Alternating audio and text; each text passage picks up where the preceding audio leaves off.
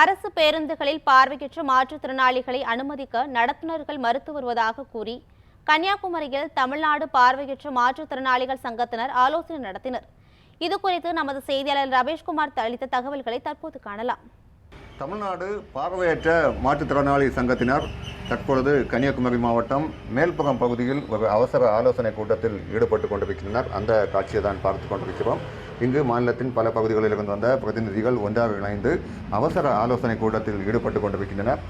தற்பொழுது இந்த சங்கத்தின் மாநில செயலாளர் ஜெபர்சன் நம்மோடு இடையார். அவரிடம் கேட்போம். சார் வணக்கம். இந்த அவசர ஆலோசனை கூட்டத்துக்கு என்னதான் சார் காரணம்? இந்த அவசர ஆலோசனை கூட்டத்துக்கு இப்போ முக்கிய காரணம் என்னென்னா, அரசாங்கம் பல சலுகைகளை மாற்றுத்திறனாளிகளுக்கு அறிவித்திருக்கிறது. ஆனால் அந்த சலுகைகளை எங்களால் முழுமையாக பயன்படுத்த முடியவில்லை என்பது தான் முக்கியமான பிரச்சனை. என்னென்னா, பஸ் குறிப்பாக ஒரு காரியத்தை நான் சொல்கிறேன். பஸ்ஸுக்கு பாஸ் கொடுத்துருக்காங்க, அந்தந்த மாவட்டத்துக்குள் இலவசமாக போகலாம்னும், மாநிலம் முழுவதும் 1/4 நாலில் ஒரு பங்கு செலுத்தி பயணம் செய்யலான்னு அவங்க கொடுத்துருக்காங்க. ஆனால் அநேக நடத்துனர்கள் அதை அனுமதிப்பதில்லை. குறிப்பாக கடந்த வாரத்தில் கோயம்புத்தூரில் ஒரு 2 பார்வை மாற்றுத்திறனாளிகள் 4 ஒரு பங்கு கட்டணம் செலுத்தி போக முற்பட்ட போது நடுக்காட்டில் இறக்கி விட்டு அவங்கள கேவலப்படுத்தி இருக்கிறாங்க. இப்படிப்பட்ட சம்பவங்கள் நடக்குது.